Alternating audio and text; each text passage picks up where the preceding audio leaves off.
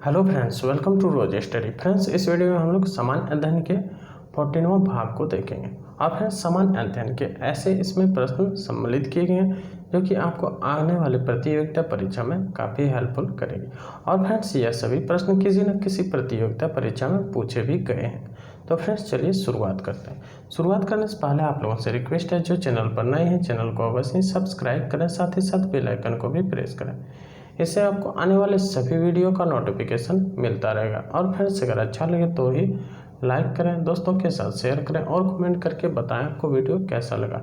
और यह हमारा टेलीग्राम का लिंक है, जहां से आप जुड़ करके आसानीपूर्वक PDF और वीडियो भी देख पाएंगे। और फ्रेंड्स, PDF का लिंक आपको डिस्क्रिप्शन बॉक्स में मिल जाएगा, वहाँ से आप डाउनलोड कर सकते हैं। साथ ही साथ बहुत सारे वीडियो का भी लिंक मिल जाएगा। सामान्य अध्ययन के पूरा वीडियो का आपको लिंक मिल जाएगा सभी भाग का, तो वहाँ से आप देख सकते हैं। चलिए फ्रेंड्स, आज का वीडियो को शुरुआत करते हैं और 40 महत्वपूर्ण प्रश्नों को देखते हैं। पहला क्वेश्चन है, किसने कहा आराम हराम है? और फ्रेंड्स, इस वीडियो में 40 सभी मिश्रित प्रश्न हैं। किसने कहा आराम हराम है? जवाहरलाल नेहरू ने कहे थे कि आराम हराम है। अगला प्रश्न देखते हैं। अगला है, वस्त्र बुनने की कला किस काल में प्रारंभ हुई? इसकी शुरुआत कब हुई? वस्त्र बनाने की कला की शुरुआत हुई नवपाषाण काल में। अगला प्रश्न है, राष्ट्रीय आय के आकलन में मूल्यह्रास की गणना किस पर की जाती है? राष्ट्रीय आय के आकलन में मूल्यह्रास की गणना केवल पूंजीगत वस्तुओं पर की जाती है। किस पर की जाती है? केवल पूंजीगत वस्तुओं पर। क्लियर है? अगला प्रश्न है, रामकृष्ण मिशन की स्थापना कब की गई? रामकृष्ण मिशन की स्थापना 1896 ईस्वी में की गई थी। अगला प्रश्न है, नॉर्वे में अर्धरात्रि के समय सूर्य कब दिखाई देता है? नॉर्वे में अर्धरात्रि के समय सूर्य दिखाई देता है। कब दिखाई देता है? 21 जून को दिखाई देता है। कहाँ दिखाई देता है? नॉर्वे में।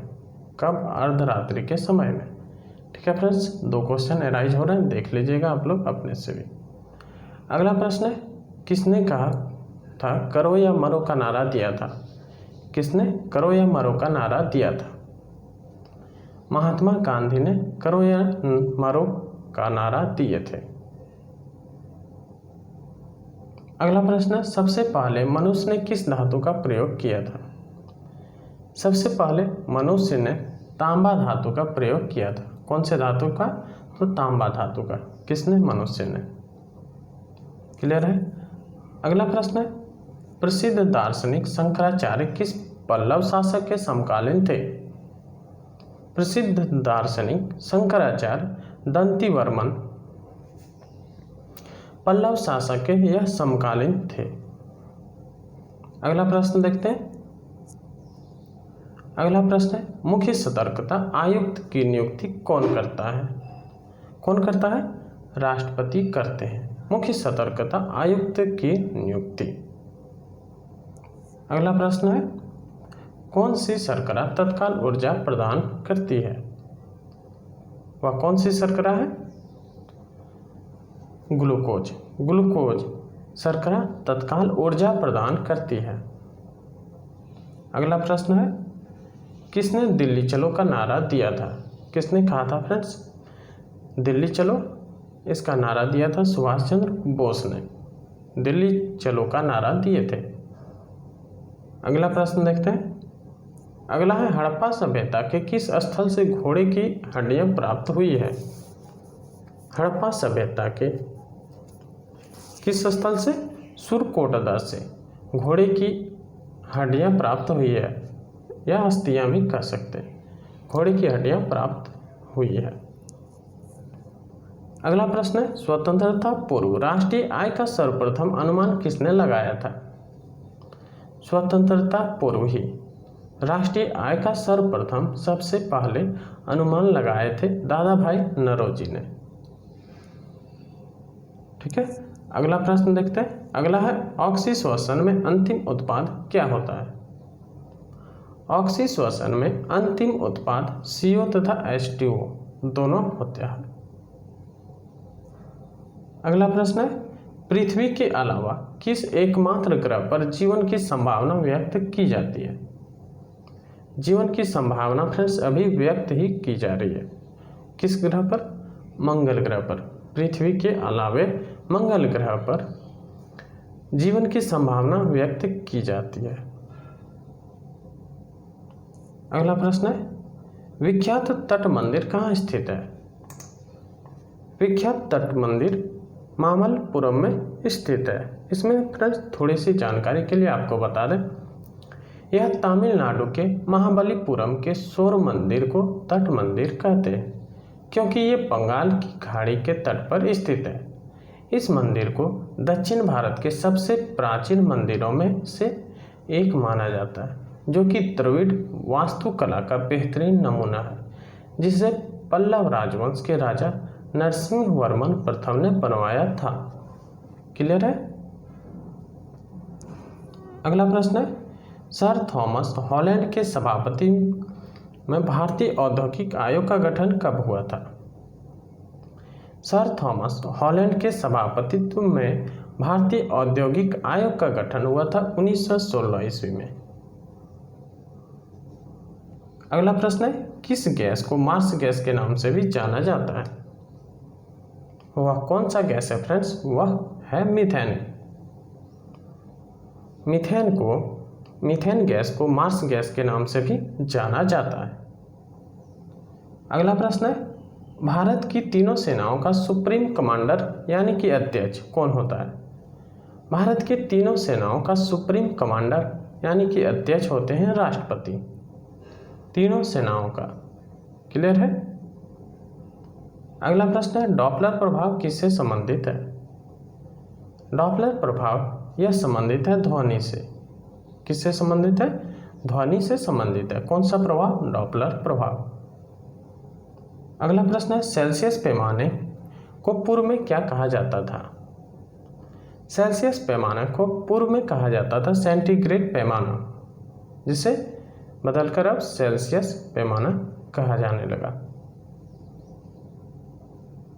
अगला प्रश्न है, राष्ट्रपति के चुनाव के लिए प्रस्तावकों एवं अनुमोदकों की कम से कम कितनी संख्या होनी चाहिए? 50-50 की संख्या क्रमशः दोनों की होनी चाहिए। क्लियर है? अगला प्रश्न देखते हैं, LNG लिक्विफाइड नेचुरल गैस का मुख्य संघटक कौन सा है? LNG का मुख्य संघटक है friends methane. Liquefied natural gas, इसका मुख्य संघटक मीथेन है। क्लियर है? अगला प्रश्न है, कुतुब मीनार किसकी स्मृति में बनाया गया? कुतुब मीनार यह कुतुबुद्दीन बख्तियार काकी की स्मृति में बनाया गया। अगला प्रश्न है, किसने कहा elect a government that works? यह फ्रेंड्स इंदिरा गांधी ने कहे थे। किसने कहे थे? इंदिरा गांधी ने। अगला प्रश्न है, सूर्य और पृथ्वी के बीच अधिकतम दूरी कब होती है? सूर्य और पृथ्वी के मध्य अधिकतम दूरी 4 जुलाई को होती है। कब होती है?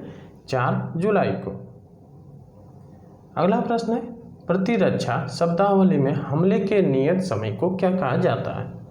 0 आवर कहा जाता है। प्रतिरक्षा शब्दावली के हमले के नियत समय को 0 आवर कहा जाता है। अगला प्रश्न है, भारत में राष्ट्रीय आय में किस क्षेत्र का सर्वाधिक योगदान है? जैसा कि हम लोग सभी जानते हैं, भारत में राष्ट्रीय आय में तृतीय क्षेत्र का सर्वाधिक योगदान होता है। अगला प्रश्न है, देवगिरी, वारंगल, द्वार समुद्र, मालाबार एवं मदुरा विजय के दौरान अलाउद्दीन खिलजी की सेना का सेनापति कौन था? अलाउद्दीन खिलजी के सेना के सेनापति मालिक कफूर थे। अगला प्रश्न है, भारत की सबसे बड़ी समाचार एजेंसी कौन सी है? भारत की सबसे बड़ी समाचार एजेंसी PTI है। PTI यानी friends press trust of India Bharat की सबसे बड़ी समाचार एजेंसी है। इसकी स्थापना कब हुई थी? इसकी स्थापना 27 अगस्त 1927 को हुआ था और इसका कार्य प्रारंभ हुआ था 1 फरवरी 1949 ईस्वी को। क्लियर है? अगला प्रश्न है, किसे रक्षात्मक पोषक तत्व कहा जाता है? किसे रक्षात्मक पोषक तत्व कहा जाता है? विटामिन को रक्षात्मक पोषक तत्व कहा जाता है। अगला प्रश्न है, राष्ट्रपति को किस विधि से हटाया जा सकता है? राष्ट्रपति को महाभियोग विधि के द्वारा ही हटाया जा सकता है। अगला प्रश्न है, विकिरण पायरोमीटर से कितना तापक्रम मापा जा सकता है? विकिरण पायरोमीटर से 800 डिग्री सेंटीग्रेड से ऊपर तापक्रम को मापा जा सकता है। अगला प्रश्न है, अलाउद्दीन खिलजी के समय चित्तौड़ का शासक कौन था? अलाउद्दीन खिलजी के समय, इसके समय में चित्तौड़ का शासक राणा रतन सिंह थे। अलाउद्दीन खिलजी के समय चित्तौड़ का शासक राणा रतन सिंह था। अगला प्रश्न है, झुकी हुई मीनार किस देश का राष्ट्रीय स्मारक है? झुकी हुई मीनार यह फ्रेंड्स इटली देश का राष्ट्रीय स्मारक है। किस देश का? इटली का। अगला प्रश्न है, किस स्थल पर ज्वार प्रतिदिन 4 बार 4 आते हैं? साउथहैम्पटन में है। और फ्रेंड्स इंग्लैंड के दक्षिण तट पर स्थित साउथहैम्पटन में ज्वार प्रतिदिन 4 बार आते हैं। ठीक है। अगला प्रश्न है, धर्म सुधार आंदोलन का जनक किसे माना जाता है? धर्म सुधार आंदोलन का जनक माना जाता है मार्टिन लूथर किंग को। किसे माना जाता है धर्म सुधार का जनक? मार्टिन लूथर किंग को। अगला प्रश्न है, वित्त मंत्रालय द्वारा आय की स्वैच्छिक घोषणा योजना कब लागू की गई थी? वित्त मंत्रालय के द्वारा आय की स्वैच्छिक घोषणा योजना यह 1 जुलाई 1997 ईस्वी को लागू की गई थी। अगला प्रश्न है, आध्यात्मिक क्षेत्र में किसका शिवाजी के आचरण पर सर्वाधिक प्रभाव था? आध्यात्मिक क्षेत्र में रामदास का शिवाजी के आचरण पर सर्वाधिक प्रभाव था इनका। अगला प्रश्न है, द टाइम्स किस देश का प्रमुख समाचार पत्र है? द टाइम्स यह फ्रेंड्स ब्रिटेन देश का प्रमुख समाचार पत्र है। तो फ्रेंड्स यह थे 40 महत्वपूर्ण प्रश्न। उम्मीद करते वीडियो आपको अच्छा लगा होगा। फ्रेंड्स अगर वीडियो अच्छा लगा हो तो लाइक करें, दोस्तों के साथ शेयर करें और चैनल पर पहली बार आए हैं तो चैनल को अवश्य ही सब्सक्राइब करें। ठीक है फ्रेंड्स, मिलते हैं फिर नेक्स्ट वीडियो में। तब तक के लिए जय हिंद।